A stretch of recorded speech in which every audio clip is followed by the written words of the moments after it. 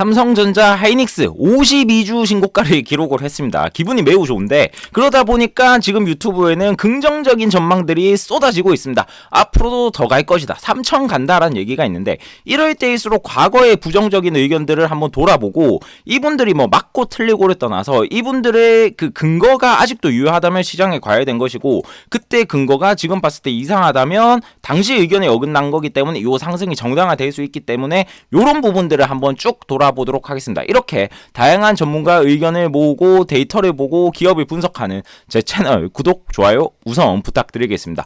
우선 송명섭 애널리스트 같은 경우에는 매크로 시장을 보면서 반도체가 안 좋을 것이다 라고 얘기를 했습니다. 분데스방크 경기 선행지수가 살짝 꺾였는데 OECD 경기 선행지수는 항상 얘를 따라갔다. 그러다 보면 메모리 업황이 안 좋았다 라고 얘기를 했습니다. 또 근거로는 내년까지 글로벌 유동성 증가율이 줄어들 것이고 요 글로벌 유동성 증가율과 삼성전자, 하이닉스, 뭐 PE 배수 이런 것들은 거의 비슷하게 움직였기 때문에 여전히 안 좋을 것이다 라고 얘기를 했습니다. 근데 이때 역시도 제가 조금 반박을 했었는데 PB 배수, 뭐 PER 배수 이런 거 같은 경우에는 기업이 우상향하다 보면 물론 받는 밸류는 달라지겠지만 그래도 주가 따라서 움직이지 않겠냐라고 생각을 했었습니다. 그래서 요때도 보시면 요 송명섭 애널리스트가 가까운 그래프인데 뭐 삼성전자, SK 하이닉스 굉장히 요렇게 안 좋은 와중에서도 삼성전자 주가는 꾸준히 우상향했기 때문에 너무 여기에 의존해서는 안 된다라는 의견을 드렸었고 그리고 얘도 조금 이상했습니다. 그래프 시점이 조금 결과를 염두에 두고 들고 온 느낌이었는데 어떤 얘기냐고 하면 글로벌 유동성 YOY 증감률과 하이닉스 주가는 요 21년도부터 똑 떼와가지고 비슷하게 움직이지 않냐라고 얘기를 하셨고 막상 더 길게 본 PB 배수를 보면 2010년부터 2021년까지 요 기간에 대해서는 얘기가 없으셨습니다. 근데 요 기간에 보면 삼성전자 주가는 매우 좋았거든요. 그렇기 때문에 굳이 상관관계가 너무 높은 요 부분만 똑 떼서 얘기를 하신 게 아닌가라는 생각을 저희 개인적으로는 했습니다. OECD 경기 선행지수, 뭐 그래프, 차트, 근거 이런 것들은 그냥 딱 참고만 하셔야지 이걸 언제 어떻게 끊고 어떻게 해석하냐에 따라서 너무 다른 것 같고 이런 것도 굉장히 많았었죠. 2022년 당시에 막 주가가 떨어지니까 지금 금융위기 차트와 유사하다. S&P 500 어디까지 떨어질 수 있으니까 조심하셔라. 이런 얘기가 많았는데 결국에는 그 시점까지만 비슷했지 막상 다른 경우가 굉장히 많았기 때문에 절대적 근거가 아니기 때문에 꼭 참고만 하셨으면 좋겠고 그리고 또 하나의 근거로 든 게 반도체 시장 같은 경우가 이제 앞으로 꺾일 거라고 했는데 매크로 변수만 안 본다면 메모리든 디램이든 앞으로 올라갈 거라는 얘기가 굉장히 많았고 디램 시장 점유율도 삼성전자, 하이닉스가 계속 잘 지켜주고 있는 모습입니다. 그리고 매크로 같은 경우에도 분데스방크가 꺾이면서 OECD 경기 선행지수도 같이 꺾일 거라고 했지만 일단 제가 확인한 오늘 시점으로는 여전히 견조한 모습입니다. 그리고 전통 반도체 수요가 둔화되고 있고 인공지능 HBM 같은 경우에는 이제 조금 휴식기를 가질 수가 있다라고 얘기를 했습니다. 근데 그때 이영수 대표와 같이 나왔었는데 이영수 대표님 같은 경우에는 앞으로도 투자가 더 확장이 될 것이다. 그렇기 때문에 하이닉스가 HBM에서 우위를 갖고 있기 때문에 좋을 것이다 라고 얘기를 했습니다. 얼마 전에 12월 말에 마이크론에서 컨퍼런스 콜을 했었을 때 컴퓨터와 스마트폰 수요 회복이 생각보다 더디었다라고 얘기를 했는데 이 부분은 송명섭 애널리스트의 말이 맞았습니다. 근데 그 의견과는 조금 반대로 AI 소프트웨어 개발을 위한 뭐 센터용 메모리칩 요거는 수요가 견조하다라고 얘기했고 휴식기를 예상하셨는데 이 부분은 어긋났죠. 그리고 이영수 대표의 의견이 맞았었습니다. 그렇기 때문에 이런 부분들 잘 참고하셨으면 좋겠고 곧바로 이어서 박순혁 작가님 같은 경우에는 요 영상 제가 앞선 얘기 드렸던 근거들을 얘기한 요 영상들에 대해서 송명섭 애널리스트는 자신과 의견이 같기 때문에 수십 년 일한 애널리스트시다. 그렇기 때문에 이분이 더 믿어야지 이영수 대표 같은 경우는 기자 출신이 뭘 아냐. 반도체 지식은 자신이 발끝 수준인데 이 전문가 행세를 하고 있다. 라고 얘기를 하셨었는데 그 당시에도 제가 너무 이 좀 공격을 심하게 한다. 주식은 뭐 권력이나 권위로 하는 게 아닌데 의견 논리로만 조금 보셨으면 좋겠다라는 의견을 드린 적이 있습니다. 박순혁 작가님이 삼성전자 매도 근거 이유 같은 경우는 이 고점이 18년도 59조에서 뭐 51조 고점이 낮아지고 있다. 그리고 AI는 거품이고 세 번째로는 뭐 감사 예산에서 주가가 간다 하는데 역시나 안 만들면 그러면 주가가 100만원 가나 이런 식으로 얘기를 하셨습니다. 하나하나씩 보도록 하겠습니다. 이 고점이 낮아진 건 너무나 명백한 팩트입니다. 2018년도에 이 고점을 찍었고 그렇게 반도체가 좋다 했을 때도 51조였기 때문에 이 부분에 포커스를 두는 분들 같은 경우는 매도를 하시는 게 맞지만 뭐 이런 얘기가 많죠. HBM을 앞으로 잘할 것이다. 그렇기 때문에 삼성전자 이익이 전고점을 뛰어넘을 것이다 라고 보시는 분들도 많이 있습니다. 박정희 작가님 같은 경우는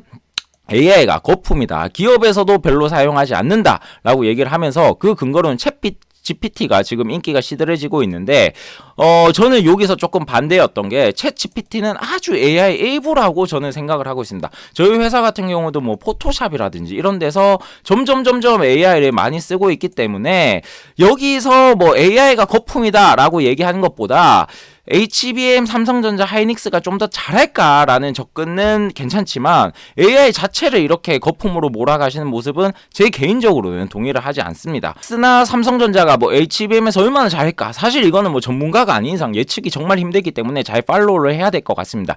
HBM 시장 자체가 커지는 거는 뭐 명확한 사실인 것 같고 하이닉스 같은 경우는 그래도 HBM 매출이 어느 정도 유의미한 수준으로 나오고 있죠. 그렇기 때문에 주가도 잘 갔던 것이고 삼성전자, 하이닉스가 뭐 이런 식으로 갈 거라고 예측을 하고 있습니다. 그렇기 때문에 정말로 삼성전자가 요 타임라인에 맞춰가지고 HBM4라든지 이런 거 양산을 잘 하는지를 꼭 잘 보셔야 될 것 같습니다. 감산 효과 같은 경우는 뭐 감산했다고 주가가 오를 것 같으면 안 만들면 100만원 가냐 하는데 그런 식으로 너무 극단적으로 보지 말고 잘 해석을 해보면 보통 이렇게 두 가지로 해석을 합니다. 감산을 안 하고 치킨 게임을 해가지고 다른 업체들 다 망하게 하면 장기간으로 승자가 될 수 있다. 아니다. 감산 효과를 하면 메모리 시장 재고를 효과적으로 관리를 하기 때문에 어쨌든 삼성전자에 좋을 것이다 라는 의견들이 나뉘는데 어쨌든 감산을 했기 때문에 낸드 플래시 가격이 올라간 거는 사실입니다. 이런 부분들에서 어디에다가 더 포커스를 둘 건지는 각자 판단하셨으면 좋겠습니다. 다음으로는 하승은 대표 같은 경우에는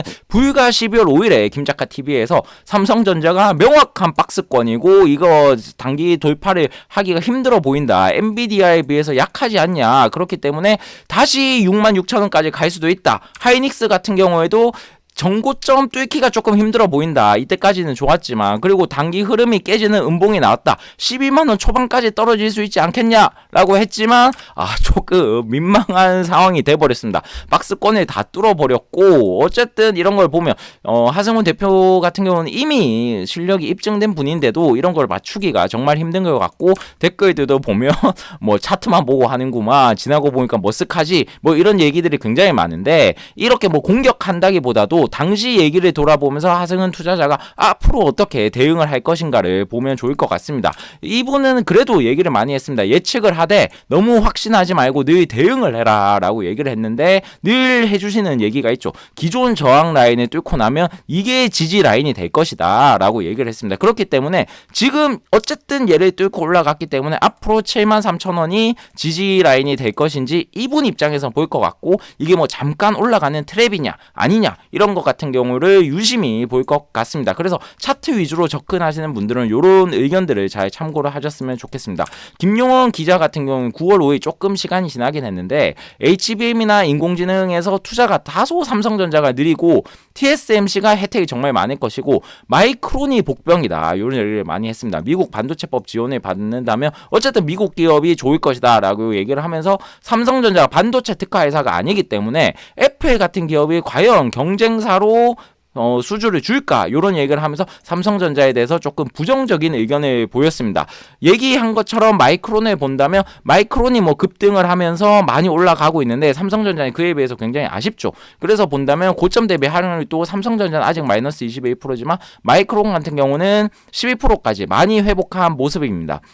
마이크론이 뭐 차세대 HBM에서 점유율을 이걸 많이 끌어올리겠다 이런 것도 발표를 하고 지금 컨퍼런스 콜 또 매우 긍정적으로 발표를 해서 어젯밤에 뭐 8% 올라가고 이런 모습들이 좀 주요했던 것 같은데 삼성전자나 하이닉스가 요 점유율을 꼭 잘 지켰으면 좋겠습니다. 세무사님 같은 경우에도 삼성전자를 안 산다라고 얘기했습니다. 물론 앞선 사람들과 결은 조금 다르지만 계속 안 산다라고 얘기를 했는 이유는 삼성전자가 뭐 2% 3% 오른다면 그 밑에 소부장 같은 경우는 더 많이 오른다 오른다라고 항상 얘기를 하고 있습니다. 그렇기 때문에 더 많이 오르는 거를 살 것이다. 삼성전자가 아무튼 30%요 5일 동안 소부장 기업이 두세 배 간다라고 했는데 맞는 말이었습니다. 그렇게 본다면 HBM 수혜주인 한미반도체, 이수페타시스 정말 올 한 해의 주식이었습니다. 이만큼 오르고 이만큼 올라서 거의 뭐 삼성전자가 저점 대비 한 30-40% 오를 때 한미반도체는 진짜 몇 배씩 올랐는데 사실 이걸 안다면 우리 투자자 입장에선 당연히 사지만 이게 사는 게 쉽지가 않죠. 그래서 제가 조금 현실적으로 생각을 하기에 소부장 ETF를 사면 어떨까? 이게 삼성전자나 하이닉스보다 아웃퍼폼을 할 수 있었을까가 조금 궁금했습니다. 뭐 보시면 구성 종목들이 또 한미반도체 뭐 다양한 종목들이 있고 하나마이크론, 솔브레인 이런 종목들이 있는데 그래서 수익률을 비교했더니 23년 4월 26일에 솔반도체 소부장이 출시가 됐는데 37% 상승했습니다. 물론 삼성전자에 비해서 좋은 수익률이었지만 하이닉스가 정말 대단한 것 같습니다. 소부장 모아놓은 ETF보다 이 대형주가 60% 오르는 모습이었고 하이닉스 1년 차트입니다. 정말로 굉장했고 요때도 그런 얘기가 많습니다. 갭 상승을 2번 했는데 야 갭은 채우지 않겠냐. 그렇기 때문에 여기서 급등했을 때 차지 말고 갭 채우면 들어가라 라고 했지만 이런 증시 경험 같은 거 다 파괴하고 일단 쭉 올라간 얘기고 뭐 결국에는 이 증시 경험을 맞추려면 뭐 몇 년 후에 해가지고 요거를 메우면 야 갭이 맞았다 라고 할 수 있지만 어쨌든 지금까지는 이런 증시 경험도 파괴하고 증시 격언 또 그렇고 송명섭 애널리스트가 이번에 조금 어긋나는 모습이지만 뭐 맞추고 틀리기를 당연히 반복을 할 수 있다고 생각합니다. 그리고 요 짤 굉장히 유명하죠. 9만전자 10만전자 가냐 했었을 때 다들 뭐 8만원 전후에서도 싸다 했는데 어쨌든 지금 올랐지만 7만원 중반이지 않습니까? 그렇기 때문에 수많은 전문가들을 또 오판을 하고 틀리기 때문에 요런 얘기들은 꼭 잘 참고하셔서 스스로 성투하셨으면 좋겠습니다. 이상 천호개미였습니다. 구독, 좋아요 부탁드립니다.